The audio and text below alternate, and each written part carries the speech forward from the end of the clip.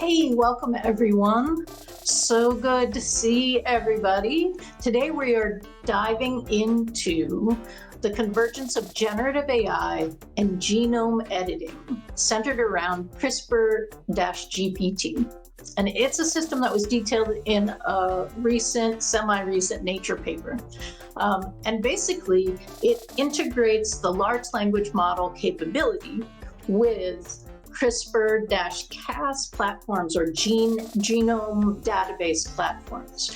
And researchers have built an interface where AI not only interprets the data, right? So you're having a conversation about what the data is and what the data means, but also can generate and optimize gene editing instructions. So it's not just a tool upgrade, it's actually kind of a new interface, and it includes guidance, right? Like little guidance RNA, because RNA is guidance. So we're going to talk about what this is, the context of it. This is literally the ability to go in and edit life, right? And potentially combine things to create a different life. So, and life, it has very specific definitions in biology, yeah, like this is the messy edge of all of these pieces. We're going to get into it today. Today is Thursday, September 25th. You are watching the Daily AI Show or listening to the Daily AI Show. I am Beth Lyons, and with me is Andy Halliday. And yeah, thanks for everybody who's watching live in the stream, and hey to everybody who is watching after the fact. We love all of you. Andy, you want to give us a little foundation on the context in which this is occurring?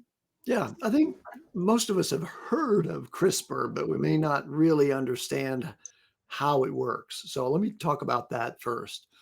So first of all, CRISPR didn't come from a lab. It wasn't designed in a lab. It was discovered in bacteria. Bacteria use it as an immune system to fight viruses. Now, viruses are a form of life that's really so simple that it has, not a lot of DNA in it, right? It's a very, very simple structure. And when a virus attacks a bacterium, the bacterium grabs a piece of the virus's DNA, and so it's like a short sequence, but it just takes a piece of it and stores it like it's taking a mug shot of this virus that's attacking the bacteria. Okay, so it has this picture, and it stores that picture of the DNA of the virus. And then when that virus comes at it again, it makes an RNA called a guide RNA. gRNA, and that's the GPS coordinate, if you will, of the wanted poster that perfectly matches the virus that is in the mugshot. And then the Cas9 piece is the scissors, right? It's going to cut the virus. Attached to the guide is an enzyme called Cas9, and Cas9 go directly to the matching DNA sequence in the attacking virus. And once it hits that, the Cas9 enzyme basically dissolves the viral DNA at that point, disabling the virus and making it ineffective. All right. So, okay, scientists in discovering this process said, wait, if a bacteria can do this to viruses, maybe we can program this system of guide RNA and Cas9 to make cuts in any DNA sequence we want. And not only that, they later discovered that they can not only make cuts, but they can insert new DNA sequences. And so now we take this to where is this useful and how's it used? So right here in Santa Cruz, California, at University of California, Santa Cruz, the human genome was finally completed. So we have a full understanding of all of the DNA of the human genome. And so in that DNA is described all these separate genes. And in our reproduction, we have gene mutations that result in genetic sequences, gene sequences in the DNA that are not, helpful. And so, for example, sickle cell anemia, right?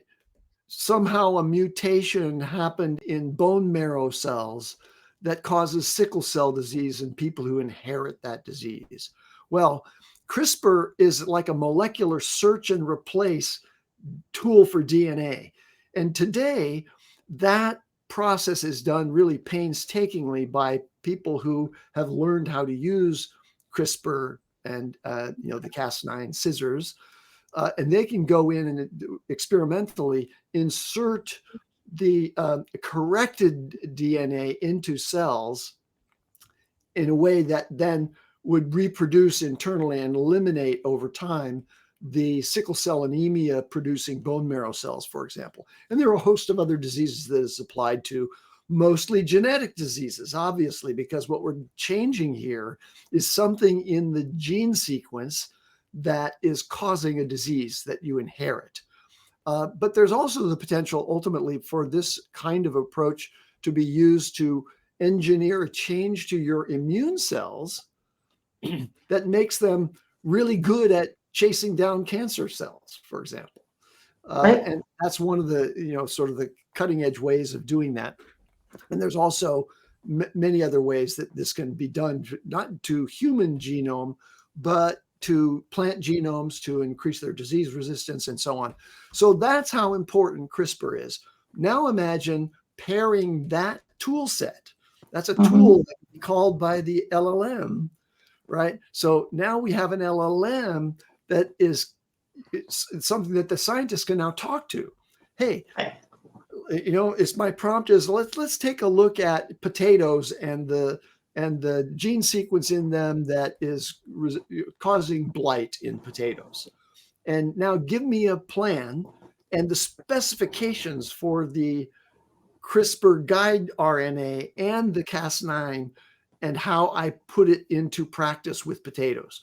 And that combination of this very powerful tool, giving that tool to an LLM that the scientists can talk to, is going to dramatically accelerate the ability of scientists to implement the profound tool that CRISPR is. But it also raises some important questions that we're going to discuss about today, which is, just like the scientists said, hey, if this can do this to viruses, maybe it can do this to us. Maybe we can change things in our own body that will help.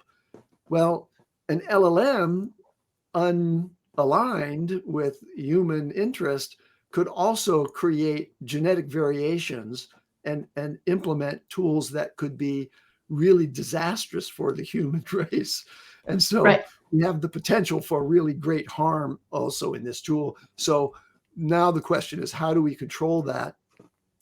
But how do we also exploit this new capability of the combination of AI and CRISPR to achieve really great advances in human medicine?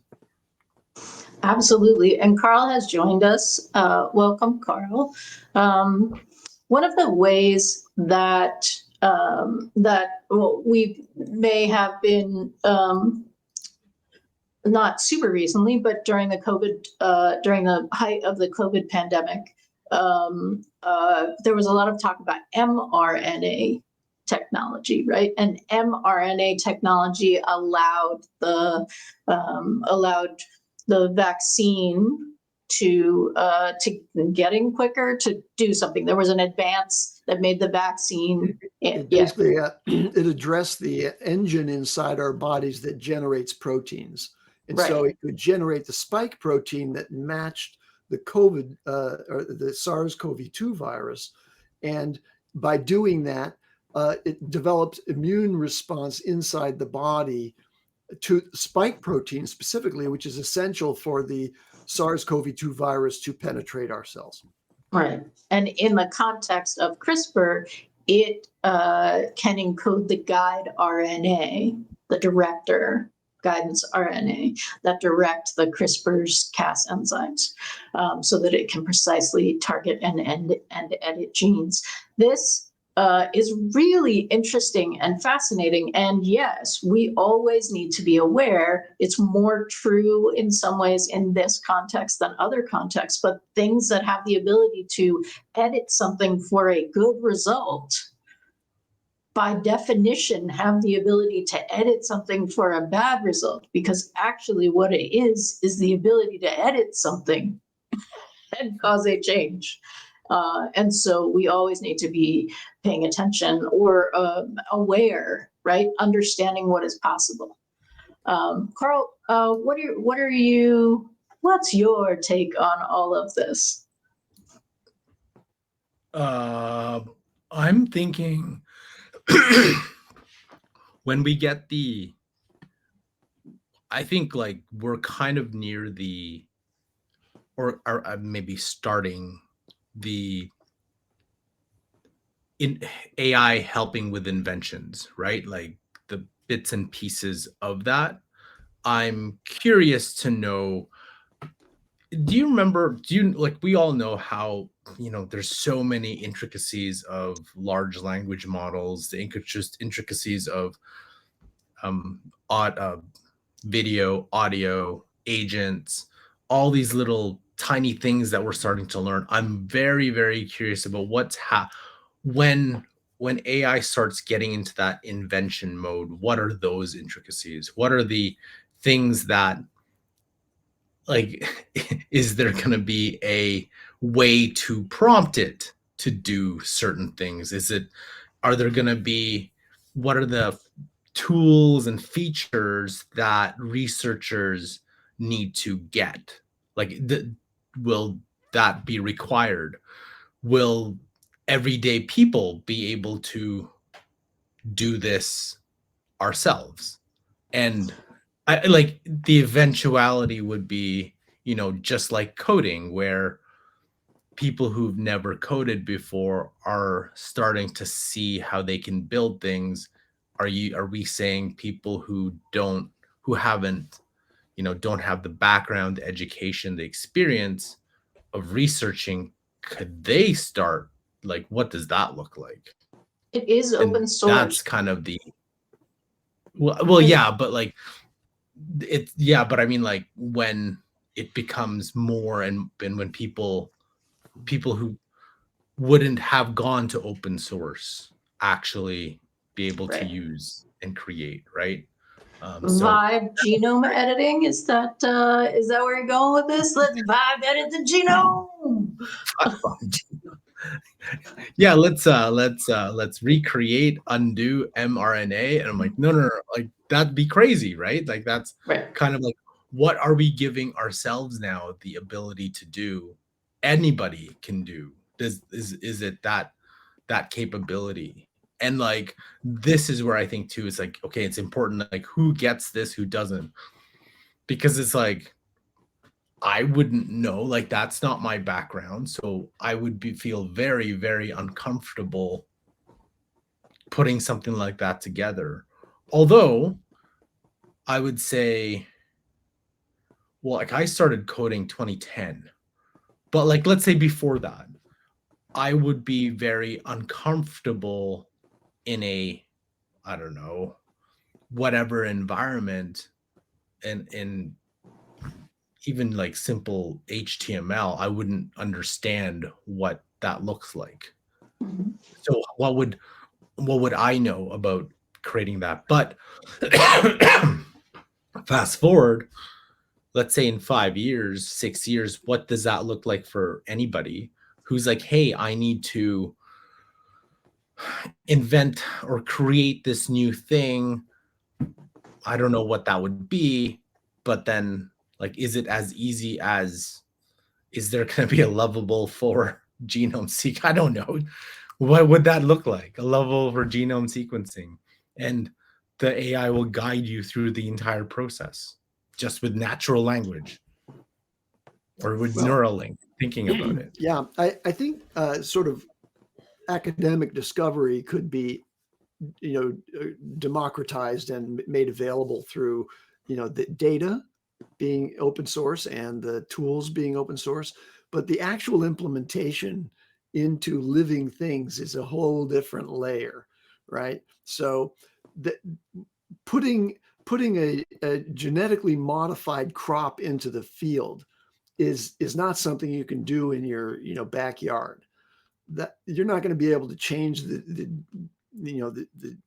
genetically modify your corn yourself and then put that in the backyard. I don't think, anyway. I mean, the tool is there to give you the prescription for the guide RNA and the Cas9 combination so that you can conceive of how it could be done, but actually implementing these in the field is a different thing. And just mentioning GMO, like there's a lot of backlash about GMO crops, I think largely around the pesticide resistant genetically modified crops that are in the hands of the for-profit sector, and so there's real complications for farmers who aren't using the genetically modified crops because of the overspray of the pesticides killing their crops, because the pesticide folks use this technology of genetically modifying plants to create a pesticide that is really, really kind of a broad spectrum killer, but only if you have bought their seeds that have the genetic modification that make your crop resistant to it, then your crop will survive. But the overspray is killing the crops of your neighbor's field. And that's caused real tension around that. And then there are the questions about when you make a genetic modification, is that the limit of what it's going to do? Is it just going to change that one area of the sort of biological system's response, or does it have cascading effects in the whole genome when you make a change in the gene somewhere for a specific thing? And that takes me back to another point, which is important, which is one of the main approaches for basic research using this LLM will be in support of determining what all the genes do. So, DNA has so many, and we know what some of them do, but we don't know what all of them do. And what CRISPR allows you to do is to turn off one of them and see what the effect is downstream. Now, the LLM can kind of theorize what the effect of changing that gene will be, but in some segment of the DNA where we don't really know much about this sequence of genes here, because we haven't gone after them because they're not apparently not related to some specific disease that we're trying to fight and that we have scientists really trying to address for human benefit. So we don't really know that, but popularizing this approach might lead to a more complete understanding of what every single gene in the human genome does. We've mapped them. We can describe them. We know where they are in the sequence, but many of them we don't understand. So we could understand gene function, more completely, and that may give us a better and total picture of what the instruction set is for how human works and how any living thing works based on their DNA. And genes are functional or not, right? There's almost a binary of it's on or it's not on kind of thing, and then the function in the pattern of the rest of the genes that are behaving do things, if I'm remembering correctly. But it may be more complicated than that, actually. Carl. Yeah, I skipped biology in college, so well, no, I'm curious to see, because it's like I sped run through Jurassic Park, the latest Jurassic Park movie. So I was thinking, is it super far-fetched that you can take, start really understanding or take the building blocks of like dinosaur, wherever that is, obviously not through mosquitoes in trapped sap in a tree, right? But if you can start creating that, does it make it faster to understand, the biology, the DNA, like all that of all the animals either extinct, going way back. I don't know, it's like not necessarily to clone them, but more so understand and then use them for, research that benefits people and all living things today. Like I thought that would be a kind of interesting way to, you have that. And that I'm not even sure what researchers would do with that, but I thought it would be interesting to learn more about our past and understand towards the future. And it may not be just living things too. It's kind of, you have if it's ability to research anything, then what does that look like? Well, I think what you're seeing is also possible with the living things now, right? So when there were people who had a natural immunity to COVID, they were exposed to COVID many times and never got it. And I have a colleague who is in a study. She fits that bill. She was exposed many times. She was vaccinated, but she has a natural immunity. It was not something that her body reacted to in a way that harmed it.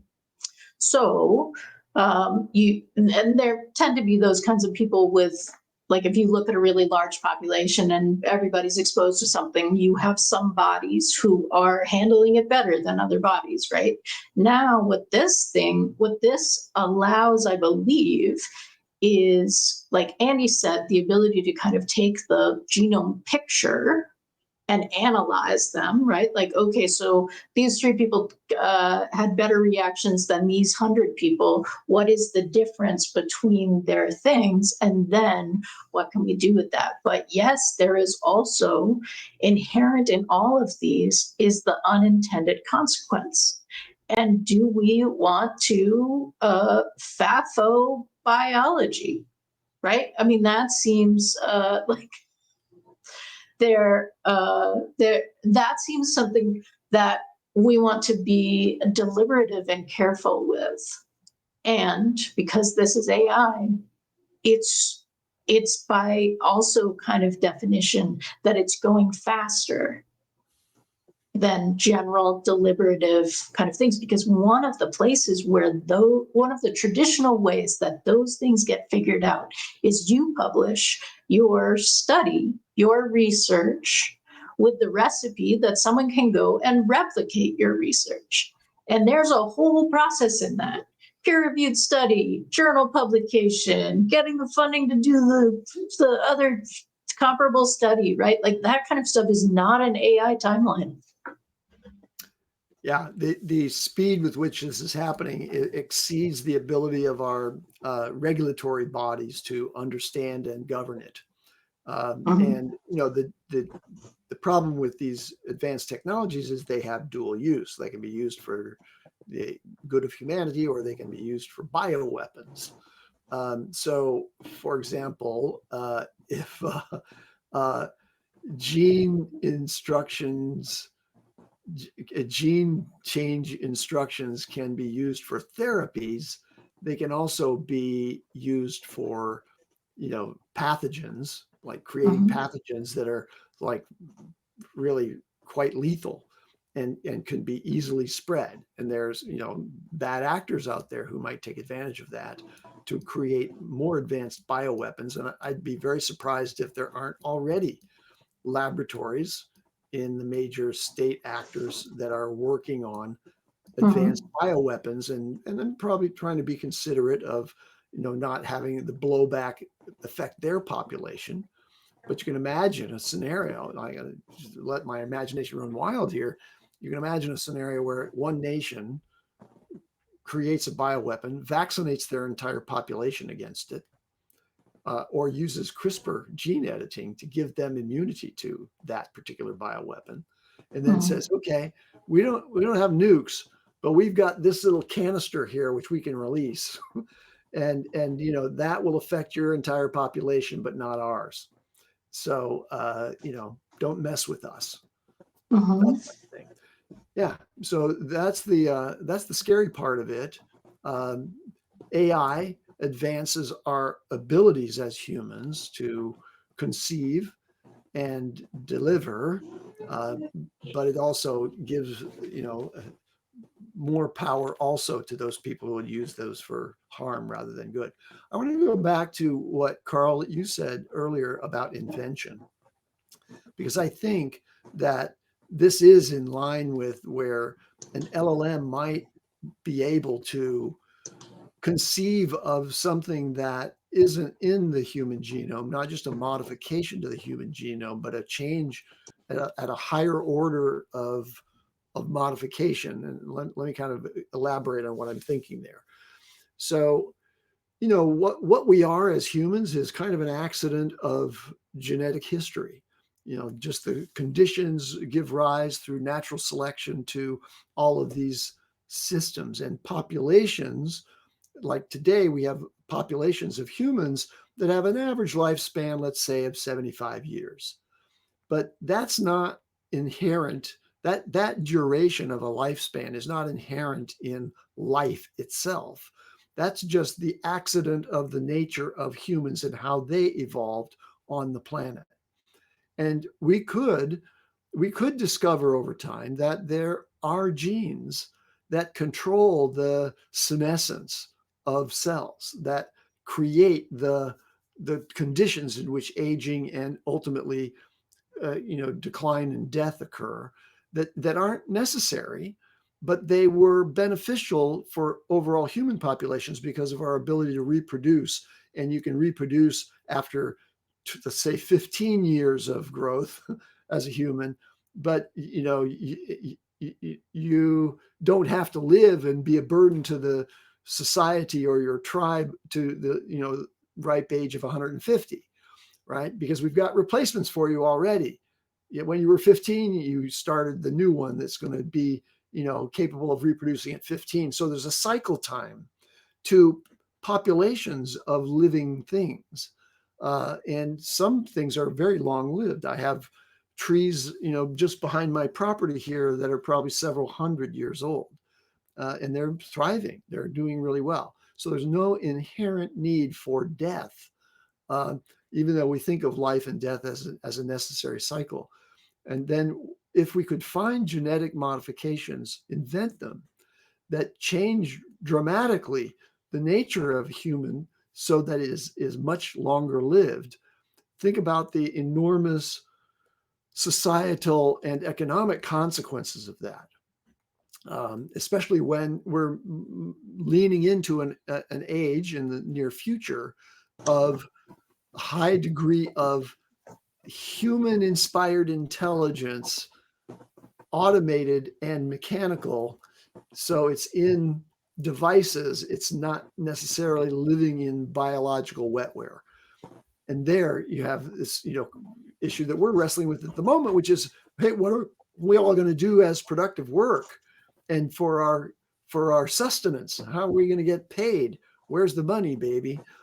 When somebody at the top end of the food chain can instrument a whole society of embodied AIs that have the ability to supplant all of the humans that previously provided goods and services to the people who have those resources. So now imagine a whole different scenario in which those people also have access to AI assisted biology.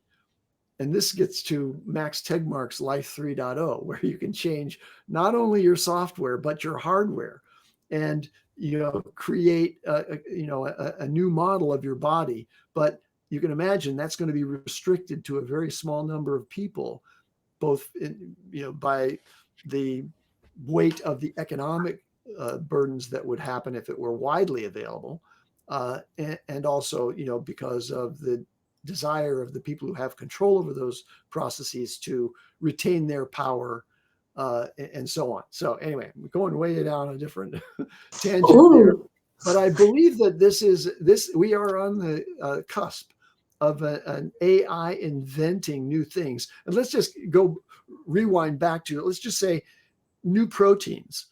Like as I age, my body's not as effective at converting protein into muscle tissue and everything else, but maybe I can find a way for AI to design a new protein that's really easily convertible into muscle tissue.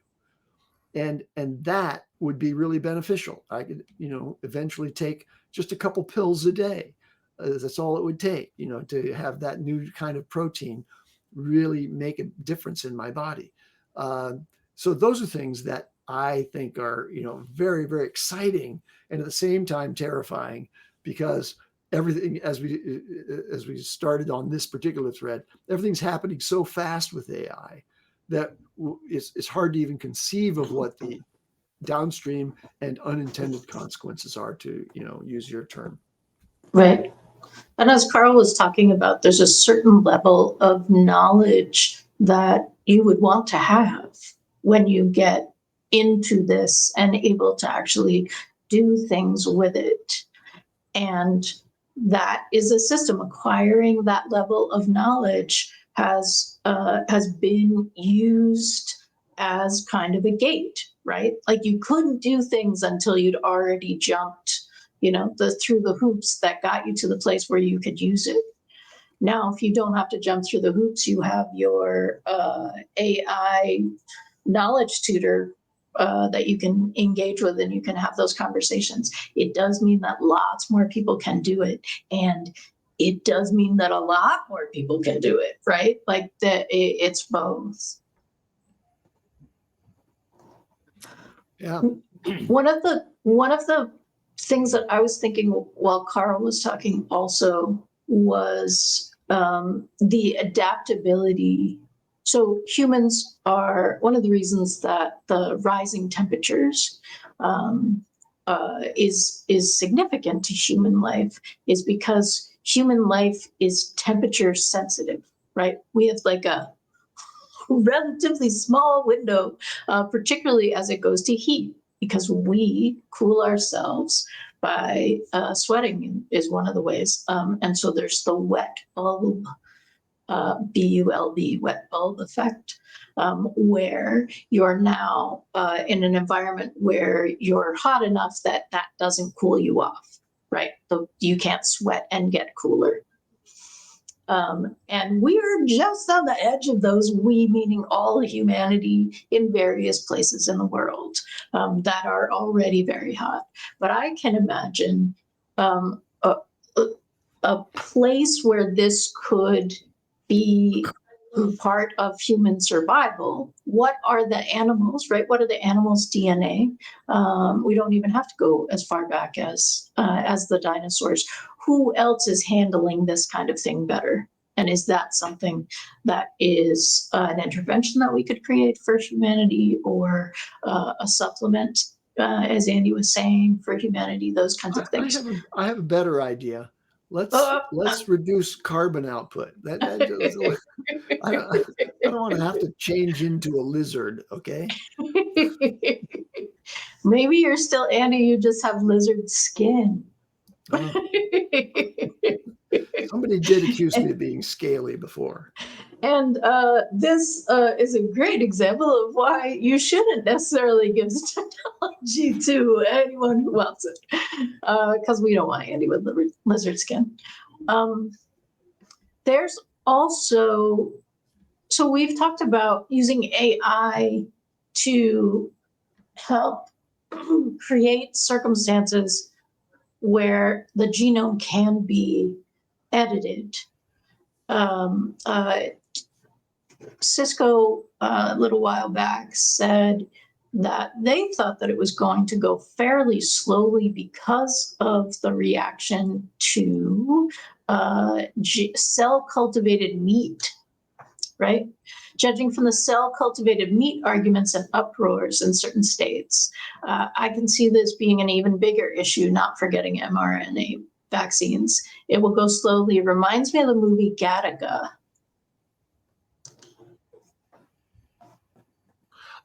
Okay, so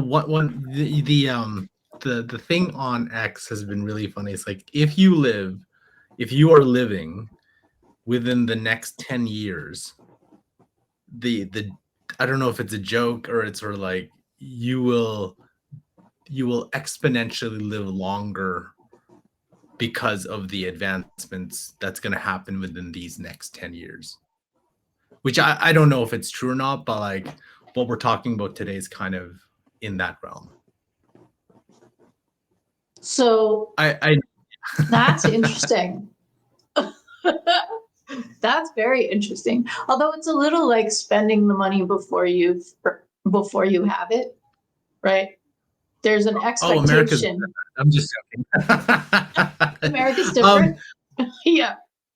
I Are we said going America's down in good at age? that. Yeah. Anyway, no, I was thinking. So, do you know who's that guy, Brian Johnson, the guy who's trying to de-age himself with the whole concoctions, and he's just putting all his money into de-aging himself.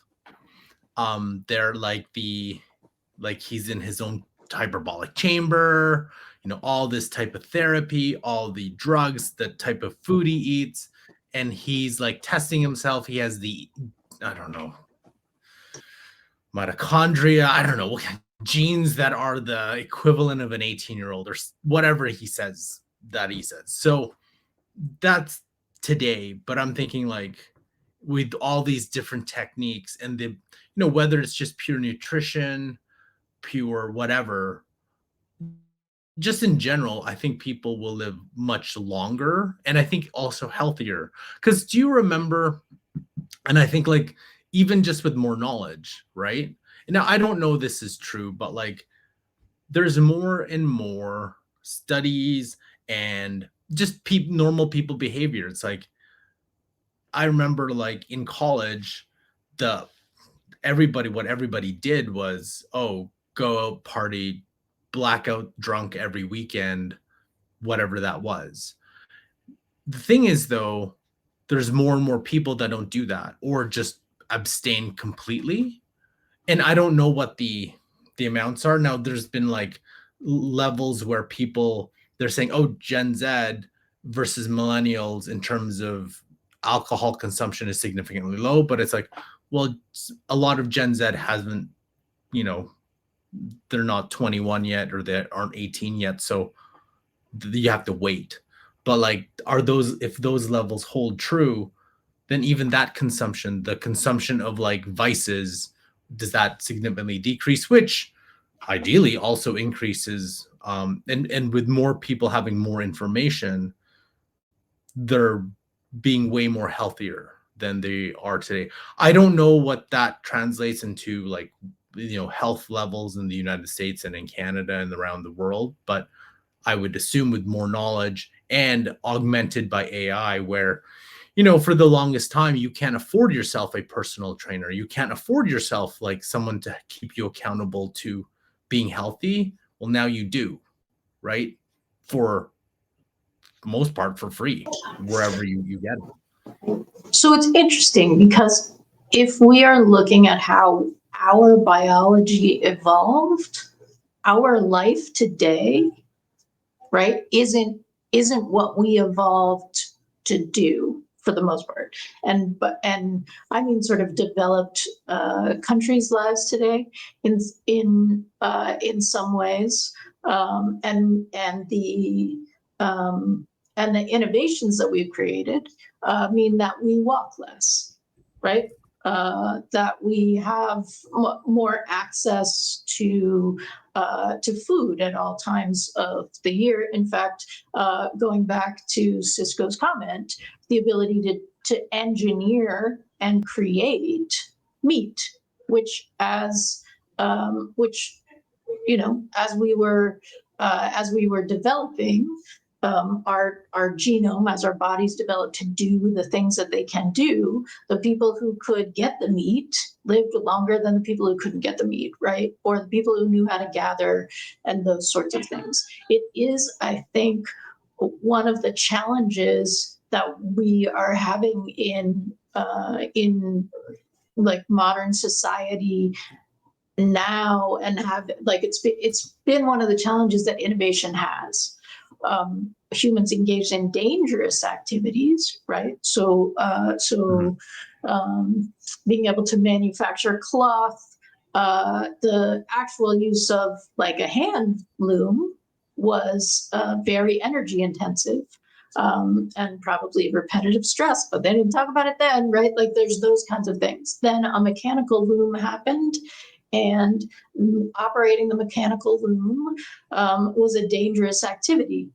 Kids did it because they could fit in, right? Go fix this section of the loom, but it was a very dangerous activity. So now we've innovated to the space where cloth can be created without those levels of danger. But now we are more sedentary, right? And so now we have those kinds of issues. One of the reasons that we like fat and salt are because those were harder to come by. So it was great to have all of those in our food. And now we have a lot of fat and salt in our food because it makes us want to eat a lot more of the stuff. Well, it's crazy because when I don't know what happened to my screen because it's now turned yellow, which is fantastic. But one of the things I was thinking about was with the advent of agents, does that make us like it becomes even easier, right? Because if you think about like Uber Eats, DoorDash, now we don't have to go anywhere. But even pulling those things up, it's just my agent will do that for me. So now I can tell it, oh, I can pre-plan all this stuff, or I can do it right on even more on demand, which is kind of crazier if you look at it from that point of view. So I thought that would be easy, that'd be interesting. And the ability of your agents, I think all these companies are making it like intelligence is decreasing significantly. So does that mean eventually wouldn't all free users of everything will get access to everything? You just have to wait maybe 6-7 months after the initial release that everybody gets all these new tools. So going back to my point earlier, does that mean everyone gets access to the future iteration of a CRISPR or whatever that looks like, but this time combine it with agents, be able to take action on that, which is, I can't even think of what that even looks like. So it's interesting also because if we look at adoption rates and everyone has access to pretty decent technology and information about coding, about business ideas, ways to run certain businesses, how to make things, how to fix things, those kinds of things.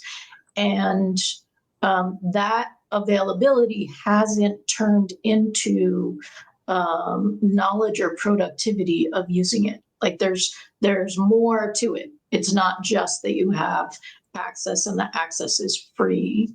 And there is, I think, a correlation between how much access you have, right? Like you can get in and do a lot of stuff with something that is totally open source and free if you know how to code, work GitHub, right? I mean, like it is kind of that same space.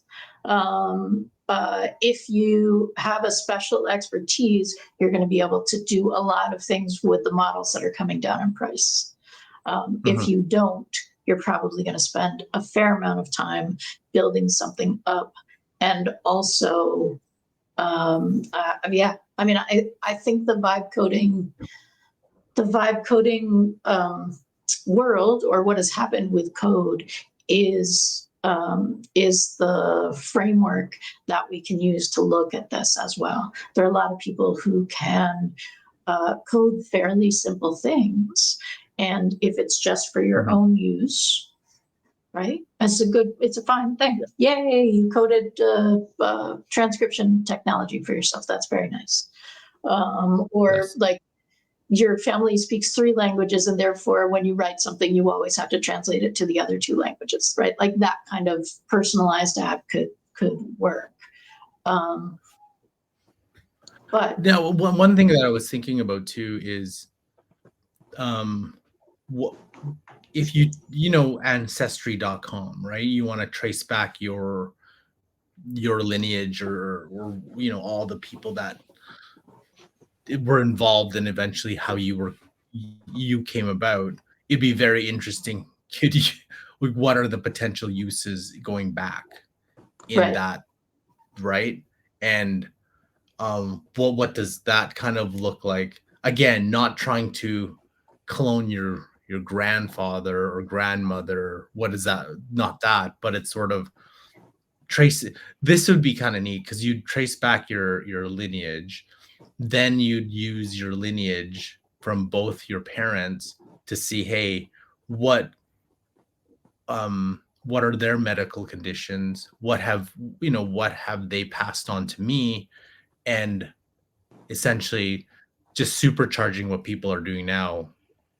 Okay, how can I prevent certain things?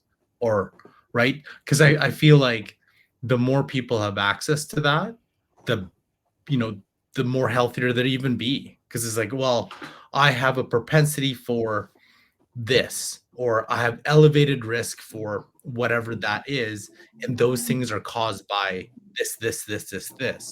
Well, if I have higher propensity for this, let's say colon cancer or cervix cancer or Parkinson's or whatever it is, and then the causes, and with obviously more research, AI research, will even know more. Then you're like, hey, I can now have ability to avoid or change lifestyle way earlier, which then makes you prevent. Like that, the preventative measure is going to be huge. Like that, to me, that is like an amazing thing for people to have, the ability to have. Yeah, I think so. Anyway, that's kind of that is fascinating. And while I'm physically in Canada, I am still a U.S. citizen. And one of the things that is happening is in the U.S. is adding some doubt into things that have been understood to be to be helpful or not, right? Like so generally the way that we talk about that, so this causes this, right? You should avoid X because you have a predisposition for high cholesterol and therefore heart disease, right? So that's pretty established scientific stuff. So you should avoid these things. As things move forward and AI introduces, the existence of AI introduces doubt into things. I know that the cast, as periodically when there are things happen and we see a video that like is a little grainy or something, we're all like, all right, did you find other angles of the video? Because like that could totally be done with AI, except that now with AI, you can do multiple angles of the video, right? Like, correct. So as we develop toward this, I feel like we're also introducing more avenues of doubt, and doubt plus power is can muck up the workings of all kinds of stuff. So so I'm curious. Well, everybody can bring up their own stats, right? Like in sports, usually you can fidget the numbers enough that's like you can kind of showcase one player is better than another player, one team is better than another team across decades, whatever that is. So, and I can see where, if you do your AI, like if you do your personalization, the way you grab information a certain way, you can eventually. Do you remember there's a term, like if you are the keeper of data, you are essentially, you can make the data say whatever you want. Well, like now anybody can be that keeper of data because they have an AI that can go into the data and it's not manipulated, but just show it in a way that proves your argument. Right. They can use, and then you'll be like, oh, well, AI said this. It's like, well, my AI says this. So it's like, you're back to who's right, and there is no right because it's all personalized, and you can withdraw whatever speculation or take from whatever information, and which is interesting, kind of where we're heading to, because it's like it's just hard to get what is objective, and and now even with this, like, forget the ethical piece of it. It's like, well, oh, I'm right, let's simple example, insurance.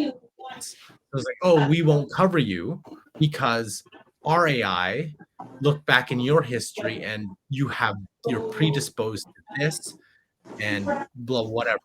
But you go and you're like, wait a minute, my AI says this, so Yeah. you should come. And that alone is a very interesting dynamic that both could be true, because both have access to that data. But for the longest time, maybe that empowers people because they have something to go back with versus no, right? Or whatever that is. Right. Absolutely. The congratulations, everybody. We have solved the ethical problems of CRISPR technology. But this is such a juicy topic. We would love to hear what you all are thinking about it as well. There's so many angles that we did not go into. We have a community hub at dailyaishowcommunity.com. It goes to our Slack. Go ahead and join that and have more conversation. And like, our audience is so informed. We're always amazed at how generous you are with your experience and your knowledge. So we would love to hear from you. Tomorrow, we're talking about our favorite stories from the week, or the things that we just can't stop thinking about. Hey, Anne. Yes. There's a Create conference coming up in a couple of weeks. It is October 11th through the 14th. It's happening in Salt Lake City, and I am going. So if you are going to be there, I would love to know. I would love to connect. I would love to know about it. Reach out to me, and maybe we can figure out something. It is a conference. Join the women shaping what's next in AI. And Anne comes in as she leads AI, which is in fact the community, the community that is the gathering spot for women in AI. All right, yay! Thanks for joining at the last minute, Anne. Other luminaries and chill vibes. As a small luminary, not sure that I'm illuminating, but thank you. So today is Thursday, tomorrow is Friday. Hope to see you back, and we look forward to that. Have a good day, everybody.